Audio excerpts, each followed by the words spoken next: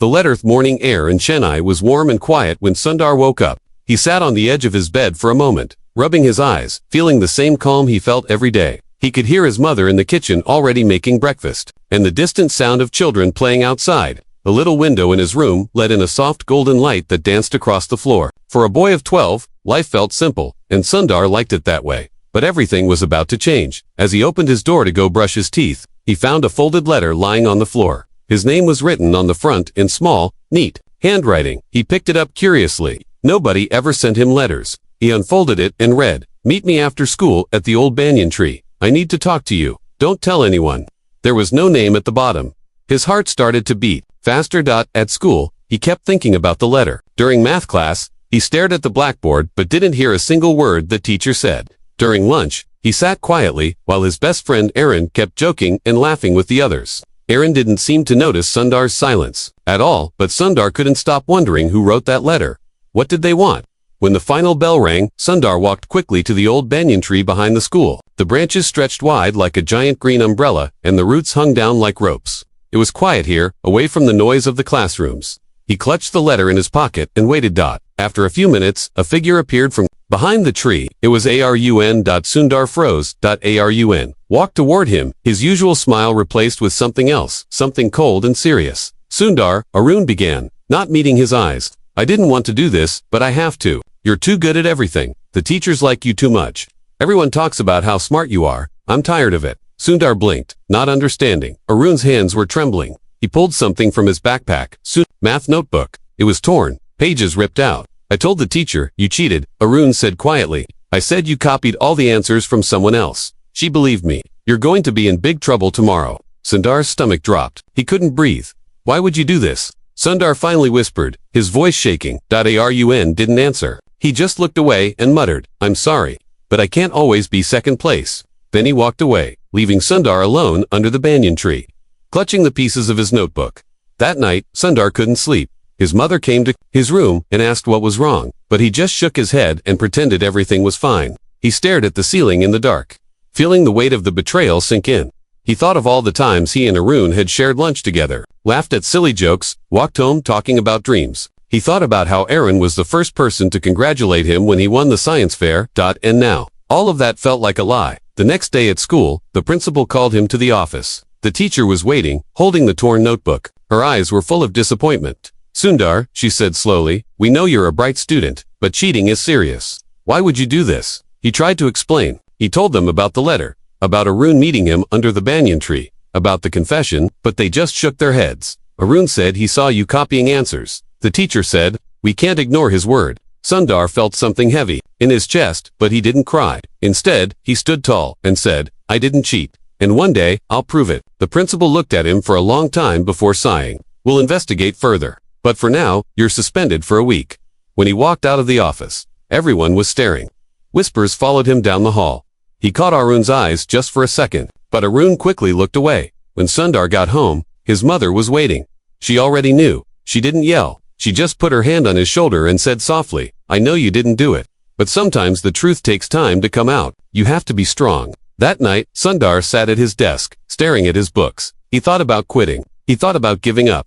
But then he remembered his mother's words. And he remembered how much he loved learning, how much he wanted to make something of himself. So he opened his notebook, and he started studying. A week later he returned to school. Everyone was still whispering, but he kept his head high. He walked into class and sat down. But as soon as the teacher began the lesson, a loud knock came at the door. The principal walked in, holding another piece of paper. His face was serious. "We need to speak to Sundar," he said. The whole class went silent as Sundar stood up and followed the principal out.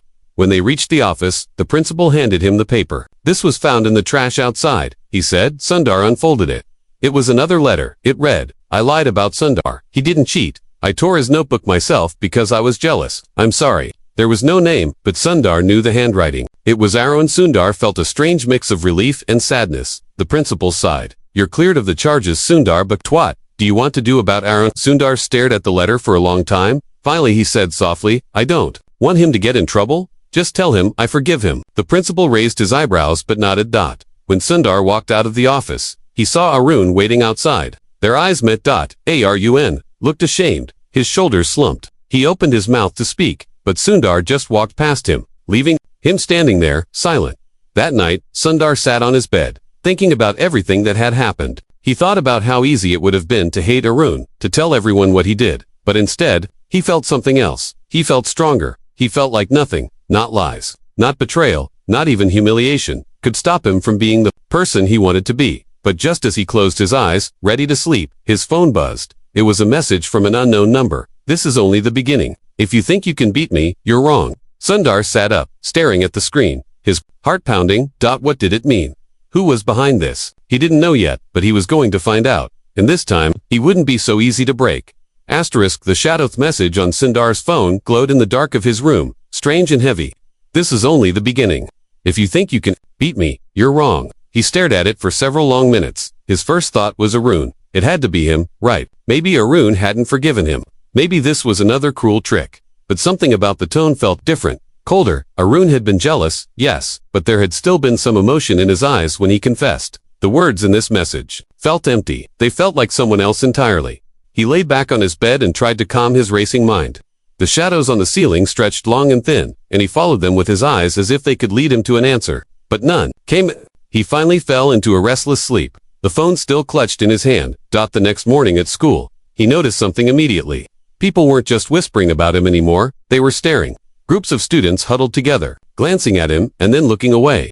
Even teachers seemed to avoid his eyes. He walked through the corridor slowly, feeling every gaze press against his skin like sharp pins. When he got to his locker, his heart stopped. Someone had scribbled across it in thick black marker, cheater, liar, fake. His fingers hovered over the words, and for a moment he didn't know what to do. The hallway behind him was silent now. He could feel everyone watching. Then he heard it, a laugh. Soft at first, then louder. He turned around and saw Arun leaning against the wall, arms crossed. But the laugh hadn't come from him. It came from someone standing next to him. A boy Sundar didn't recognize, taller, older, with a sly smile. On his face, the boy stepped forward and said quietly, "You thought you were finished, huh? Thought you were safe? We're just getting started." Sundar stared at him, trying to place his face, but nothing came. He'd never seen him before. "Who are you?" Sundar asked. The boy just smirked, leaned closer, and whispered, "Your worst mistake." Then he walked away, leaving Sundar standing there in the silence. Later that day, Sundar sat alone at the far end of the playground, trying to piece everything together. Arun hadn't spoken to him once, but he kept glancing over with an unreadable expression. Sundar didn't know whether Arun was scared of the older boy or if he was helping him. His phone buzzed again. Another message. "You'll regret what you did. You'll regret thinking you could win. Wait for my next move." His hands shook as he typed back. "What do you want from me?" There was no reply. That night, Sundar stayed awake. Long after his parents went to bed, he sat at his desk, staring at his math problems, but the numbers blurred on the page. Finally he got up, opened his window, and climbed out into the cool night. He needed air. He needed to think. The streets were quiet, the shops closed, only a few dogs barking in the distance. He walked aimlessly for a while, his mind spinning, until he found himself standing under the old banyan tree again. It was strange how different it looked at night. The branches loomed like black arms, the roots like snakes crawling down from above. And then he saw something that made his heart stop. Tied to one of the roots was a small piece of paper. He pulled it down with shaking fingers. "You're not as smart as you think. Meet me here tomorrow, after dark. If you want to save yourself, come alone." The next day, Sundar couldn't concentrate at all. Every tick of the clock felt like thunder in his chest. He barely noticed the lessons. He didn't touch his lunch. Arun avoided him completely now, though once, just once, Sundar caught him watching from across the room, his face pale. When the final bell rang, Sundar stayed seated long after everyone else left. He thought about telling someone, his mother, the principal, maybe even Arun, but he already knew what they would say. Stay away, ignore it. But something deep inside him, something stubborn, told him he couldn't ignore it. He had to know who was behind this. He had to face it. That evening, as the sun dipped below the rooftops and the sky turned a bruised purple, Sundar stood under the banyan tree. The shadows stretched long and dark, and the air was cool on his skin. At first, there was nothing, no sound but the wind rustling the leaves, no movement but the roots swaying gently. Then, footsteps. He turned and saw the same older boy from before, stepping out from behind the tree. But this time, he wasn't alone. Two others flanked him, both bigger than Sundar, both wearing the same sly grin. "You came," the boy said. His voice was calm, almost amused. "What do you want?" Sundar asked, keeping his voice steady. The boy tilted his head. "I want you to understand something. People like you, people who think they're better, smarter, untouchable, they need to be reminded where they really belong." Sundar swallowed hard. "I never said I was better than anyone. The boy laughed softly. You didn't have to. Your face says it. Your perfect scores say it. Your little trophies say it. You make everyone else feel small, Sundar. And that's why we're going to make you feel smaller. One of the boys behind him cracked his knuckles. Sundar took a step back. His heart hammering. The boy in front continued. But here's the thing. We're giving you a chance. You want this to stop? Fine. Give up. Stop raising your hand in class. Stop winning. Stop making us look bad. Just fade away. Do that, and we leave you alone. Sundar stared at him, the words sinking in like stones. In water, he thought of all the nights he stayed up studying, all the books he read by candlelight, all the pride in his mother's eyes. Fade away. Something in his chest tightened. No, he said quietly. The boy raised an eyebrow. What? Sundar looked him in the eye and repeated, louder this time, no, I won't stop, I won't fade away. If you're angry because I work hard, that's your problem, not mine. The older boy's smile vanished. For a moment, everything was still. Then, without warning, he lunged forward and grabbed Sundar by the collar, pulling him close. You'll regret that, he hissed. You don't know who you're dealing with. But before he could say anything else, a light flashed. Someone shouted, Hey, what's going on there? The boys froze, and Sundar turned his head. A man with a flashlight was approaching from the road. The older boy let go of Sundar's collar, glaring at him one last time before slipping back into the shadows with his friends. The man with the flashlight reached Sundar and asked if he was okay. Sundar nodded quickly, forcing a small smile, though his hands were still shaking. He walked home slowly, his mind racing. Who were they? Why did they care so much about him? And why did Arun seem to know them? When he got home, his mother was waiting at the door. You're late, she said, worried. Just stayed to study. Sundar lied softly. That night, as he lay in bed, another message came. You're brave. But bravery won't save you. Tomorrow, everyone will see who you really are. Sundar felt a chill run down his spine. What did they mean? What were they planning now? He didn't know yet. But one thing was clear. This wasn't over. And tomorrow, everything would change. The 4th morning. After the message, Sundar woke before the sun. His stomach churned as if something heavy had settled there overnight. He sat at his desk long before his mother called him for breakfast, staring at the phone that still lay on top of his books. The last message glowed faintly on the screen. You're brave, but bravery won't save you. Tomorrow, everyone will see who you really are. He kept reading those words over and over, trying to guess what they meant. His mind ran wild with possibilities, and each one made his heart sink lower. Would they lie about him again? Would they hurt him in front of everyone? Would they hurt someone else? He didn't know, but the not knowing was worse. When he walked to school that morning, the streets seemed quieter than usual. Even the dogs lying along the roadside barely stirred as he passed. The air felt thick and heavy, as if it already knew something he didn't. His shoes scraped against the rough pavement, but he hardly noticed. His thoughts kept circling back to Arun. Arun's pale, guilty face. Arun standing next to the older boy, saying nothing, doing nothing. At the school gate, Sundar paused. He could already feel the eyes on him. Students whispered in clusters. They moved aside when he walked through, but their stares followed him like shadows. The word cheater still faintly marked his locker, though someone had tried to scrub it away. He opened his locker carefully, half expecting something awful to be inside, but it was empty, quiet, still. His chest felt tight. He closed it and turned toward the classroom, just as Arun stepped into his path. Sundar, Arun said, his voice low. Sundar froze, his hands curling into fists at his sides. He stared at Arun's face, searching for something, an explanation, an apology, anything. Arun looked down at the floor. His lips moved as though he wanted to speak, but no words came. Instead, he thrust a folded piece of paper into Sundar's hand, then walked away quickly without meeting his eyes. Sundar unfolded the paper, his breath catching in his throat. It was short, written in hurried, messy letters.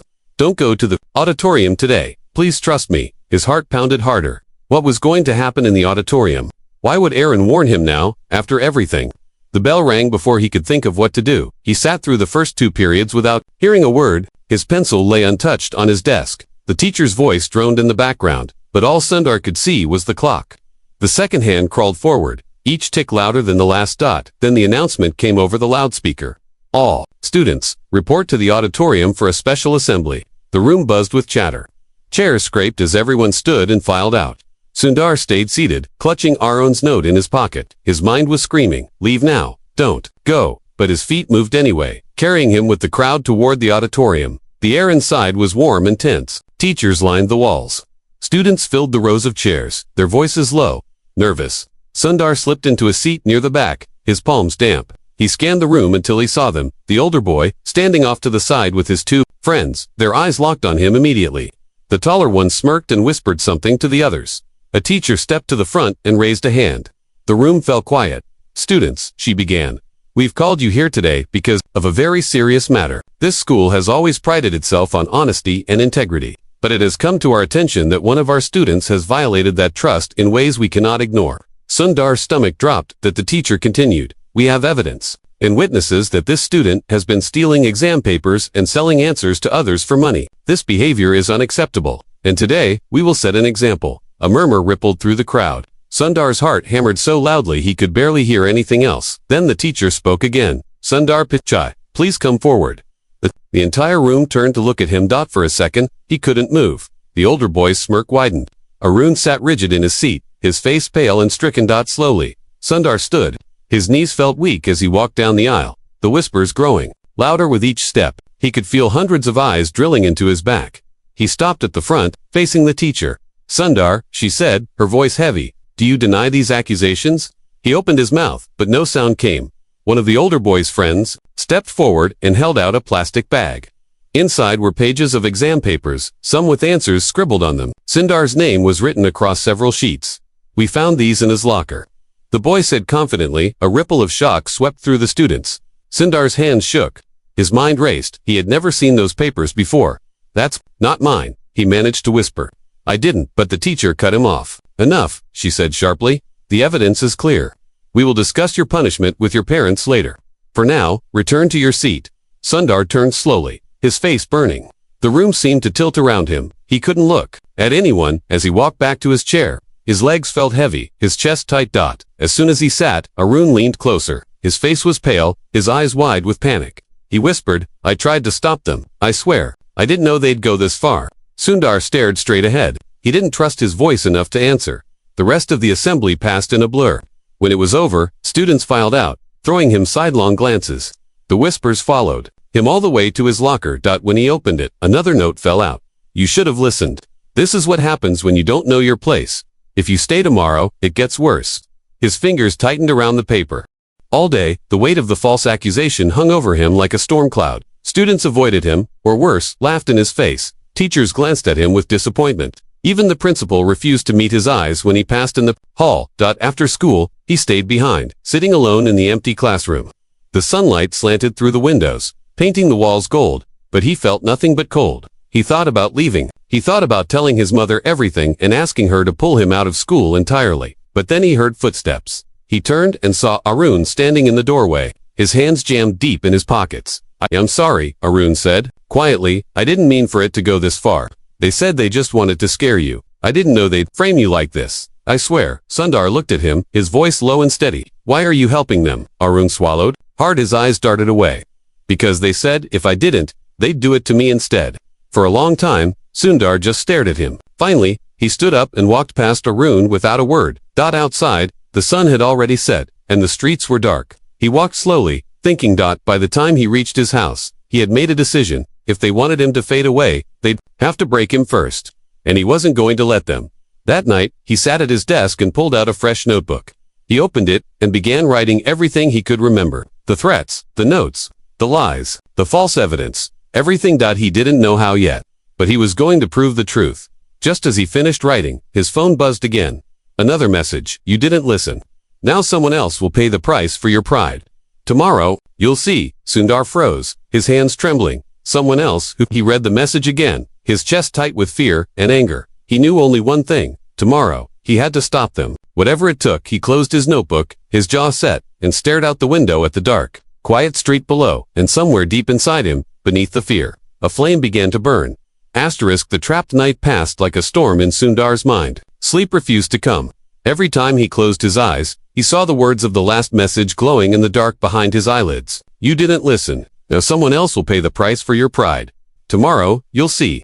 He kept imagining who it might be. His mother, a teacher, Arun. The thought of someone else suffering because of him knotted his stomach until he felt sick. More than once he sat up in bed, thinking of running to the principal right now, telling him everything. But each time, something stopped him. A quiet, stubborn voice inside whispered, "If you tell now, they'll twist it. They'll make you look like a liar again. They've already fooled everyone once. You need proof." So, he stayed awake, staring at the faint light creeping in through his window, planning what he would do. The next morning, he left for school early, notebook clutched tight in his bag.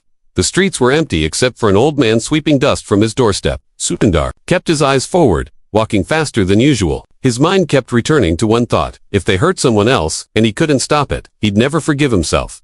The school felt different when he arrived. Quieter, tense. A strange hush hung over the corridors, as though the walls themselves knew something was about to happen. Students glanced at him as he walked past, some whispering, others just staring. He stopped at his locker. Nothing new, no notes, no threats, no damage. It almost felt like a trap. He pulled his notebook out of his bag and opened it, flipping through the pages of notes he'd written the night before. Each detail was there. Dates, times, names, everything he could remember. He knew it wasn't enough yet, but it was a start. As the morning passed, he kept scanning the faces of everyone in class. The older boy sat 2 rows ahead, his shoulders relaxed, his head tilted slightly as though he didn't have a care in the world. His 2 friends flanked him like guards. Arun sat in the far corner, not meeting Sundar's gaze. During the break before lunch, Sundar slipped away to the library. He found an empty corner and sat down, pulling out his notebook again. The quiet of the room helped him think. If they were planning something today, it would happen when everyone was watching. Maybe another assembly. Maybe a fake note planted. Somewhere. He tapped his pen against the paper, staring blankly at the words he'd written. Then he noticed something strange. A shadow fell across the table. He looked up and saw Arun standing there, pale and nervous, glancing over his shoulder, as though afraid of being seen. Can we talk? Arun whispered. Sundar closed the notebook slowly. What is it? Arun slid into the seat opposite him, his voice low and shaky. They're planning something. Right now, you have to leave. Sundar's jaw tightened. What are they going to do? Arun shook his head. I don't know exactly. They just said they'd make sure everyone hates you by the end of the day. Worse than before. Sundar leaned closer. Who are they really? Why are they doing this? Arun hesitated, his hands fidgeting with the edge of the table. Then, very quietly, he said, it's not just them. There's someone else, someone older, outside school. I don't know his name. They just call him Uncle. He's the one telling them what to do. Sundar froze, trying to process what he just heard. Why would some stranger care about me? He asked. Arun swallowed hard, looking down because he thinks you're going to take something that belongs to him. I don't know what, but he hates you for it. Before Sundar could reply, a loud crash echoed from the corridor. Both boys jumped. Arun shot to his feet, his face pale. It's starting, he whispered. Then he ran out of the library. Sundar followed, his heart pounding, in the main hall. A crowd had already gathered. Students circled around something on the floor, murmuring and pointing. As Sundar pushed through, his breath caught in his throat. A teacher's bag lay spilled open on the ground. Papers scattered everywhere. And in the middle of it all, a thick envelope stuffed with cash. And on top of the envelope was a note. From Sundar, thanks for helping me pass. A wave of whispers rippled through the crowd. Students stepped back, giving him space but keeping their eyes fixed on him. The teacher, standing nearby, stared at him with disappointment and disbelief. Sundar felt his cheeks burn hot, but inside he was cold. Very cold. He crouched down, picked up the note, and turned it over. On the back was something nobody else could see, a faint, smudged thumbprint. He stared at it, his mind racing. If he could prove the thumbprint wasn't his, he could finally show the truth. But even as that thought formed, the older boy stepped forward, his smirk wide, his arms crossed. What's wrong, Sundar? He said mockingly, loud enough for everyone to hear. You don't look so smart now. Something in Sundar snapped. He stood up straight, his voice steady but strong. I didn't do this, and I can prove it right now. The crowd murmured. The teacher raised an eyebrow. Prove it. The older boy sneered. How? Sundar held up the note. You left your own thumbprint here when you planted it, and I'll prove it. The older boy's smirk faltered just slightly. Before he could speak, Arun stepped forward. His face was pale but determined. He's telling the truth, Arun said loudly. It wasn't Sundar, it was all of us. We set him up, because we were jealous, and because we were scared.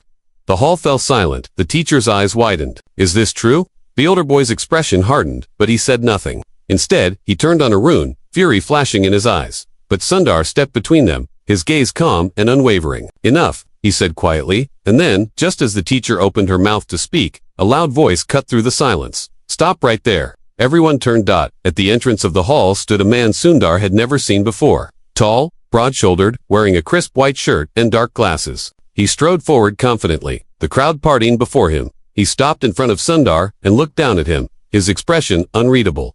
So, the man said, his voice deep and cold, you're the boy who thinks he can beat me. Sundar stared up at him, his breath caught in his throat. The man's lips curved into a thin smile. You really should have listened to my warnings. Now it's too late.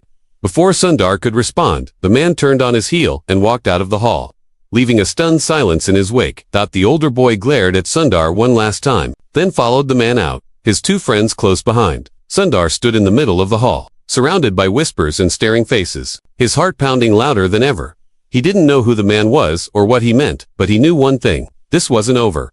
And whatever was coming next, he would face it, because no matter how many lies they told, no matter how many traps they set, he wasn't going to let them win. The choice of that night, Sundar could not stop thinking about the man. His tall figure, his calm, cruel voice, the way everyone, even the older boy and his friends, seemed to fear him. It was the first time Sundar truly understood that this fight was bigger than school, bigger than a few jealous classmates. He sat at his desk long after his mother had gone to sleep, staring at the faint moonlight falling on his notebook. He could still hear the man's voice in his head, deep and cold. "You really should have listened to my warnings. Now it's too late." Too late for what? His fingers tightened on the pen. The flame inside him that had started as a small spark weeks ago now burned hotter than ever. He would not let them win. Whoever that man was, whatever power he thought he had, Sundar would not back down. The question that kept clawing at Sundar's mind was not just what will he do next. It was also who else might get hurt because of me.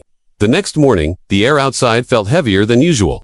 Gray clouds hung low in the sky, and the streets were quiet as Sundar walked to school. Every step felt slower than the last. He noticed small things, the way even the shopkeepers along the road avoided meeting his eyes, the way dogs lay still, silent. It was as if the whole city was holding its breath. At the school gate, a folded paper was waiting for him, taped to his locker. He peeled it off slowly, already knowing what it would say. "You have one chance. Meet me at the railway yard at sundown. Come alone. If you refuse, everyone will know your mother's secret." Sundar stood frozen, his chest tight. His mother's secret. What did that mean? He didn't even know what they were talking about, but the thought of her name being dragged into this, the thought of her being hurt, made his hands shake with quiet rage. He crumpled the paper and slipped it into his pocket. All day, his mind was somewhere else. During lessons, he stared at the chalkboard without really seeing it. At lunch, he sat alone, untouched food growing cold in front of him. And every so often, he caught Arun glancing at him from across the room, worry in his eyes. When the final bell rang, Sundar didn't go home. He walked straight to the railway yard, his notebook in his bag, his fists clenched at his sides. The railway yard was nearly empty by the time he arrived. Rusty tracks stretched out in all directions, crisscrossing like veins. An old train car stood on one of the side tracks, its paint peeling, its windows dark. The air smelled of metal and dust. He stood there for a moment, listening to the wind whistle through the yard. Then footsteps. The older boy appeared first, followed by his two friends. Then, slowly, the man emerged from the shadows. His white shirt was spotless despite the grime around him. His dark glasses glinted faintly in the dying light. "You're braver than I thought," the man said quietly, almost as if to himself. Sundar stood his ground. "What do you want?" The man's thin smile widened. Finally, the right question. He began to walk toward Sundar, each step deliberate. "You've already proven you won't stop. You refuse to bow your head. Admirable, but foolish. So here's my offer. One last time. Leave, disappear, transfer to another school. Go quietly, and your mother will never know what she almost lost." Sundar's heart thudded in his chest. "You keep saying that," he said, his voice steady, despite the fear rising in him. "What about my mother? What secret?" The man chuckled, low and cold. "You don't know, do you? She borrowed money she couldn't repay, from me, and if you keep making trouble for me, she will pay. Dearly." The words hit Sundar like a punch to the gut. He had never heard of this. His mother had never mentioned anything. But as the man spoke, pieces of memory clicked into place. The nights she stayed up late, quietly counting coins on the kitchen table. The worry in her eyes when she thought he wasn't looking. Rage and shame and fear tangled in his chest. All at once. The man stopped just a few feet from him now, towering over him. "So," he said softly, "what do you choose? Your pride, or your mother's safety?" Sundar looked up at him, his jaw tight, his mind spinning. "I don't believe you," he said finally. The man raised an eyebrow. "You lie about everything else." Sundar continued, "Why not this? If my mother really owed you, you wouldn't need to threaten me like this. You'd have gone to her already. You're just scared because you can't beat me without lies." The man's smile faltered just slightly. "You think you're clever," he said, his voice low now, dangerous. "But clever boys have a way of disappearing." He stepped back and nodded at the older boy. Sundar heard the footsteps behind him before he could turn. Hands grabbed his arms and shoved him down to the ground. His knees scraped against the gravel, sending sharp pain shooting through his legs. The man crouched down so his face was level with Sundar's. "You want to fight me?" he said softly. "Fine. Tomorrow morning, everyone will know everything. Your mother's debt, your lies, your shame, and you will leave this place in disgrace. You'll wish you'd listened." Then he stood and walked away. His dark shoes, crunching on the gravel, the older boy and his friends let Sundar go. Following close behind, Sundar stayed on his knees long after they left, the cold stones biting into his skin. His chest felt hollow, but inside that hollow space, something sharp and bright began to form. He pushed himself to his feet slowly, breathing hard, his hands curled into fists. If they wanted a fight, he would give them one, but this time, he wouldn't wait for them to strike first. He walked home as the sky darkened, the faint light of the stars appearing above. At home, he found his mother in the kitchen, chopping vegetables. She looked up and smiled tiredly, but Sundar noticed for the first time the deep lines of worry etched into her face, the faint tremor in her hands. He stood there for a long moment, watching her, before finally saying softly, do you owe someone money?" She froze, the knife stopping mid-cut. Then she slowly set it down and turned to face him, her eyes wide with surprise and sadness. "Why are you asking that?" she whispered. He didn't answer, but the look in his eyes said everything. Her shoulders slumped. She sank into a chair, covering her face with her hands. I didn't want you to know," she murmured. "It was years ago. After your father died, we had nothing. I borrowed from a man I thought I could trust. But the debt, it grew. The interest kept rising. I'm still paying." But Sundar sat down across from her and gently took her hands away from her face. He said quietly, "Don't worry. I'll fix this, I promise." She looked at him with tears in her eyes, and for the first time, she seemed to truly see him, not just as her son, but as someone stronger than she ever imagined.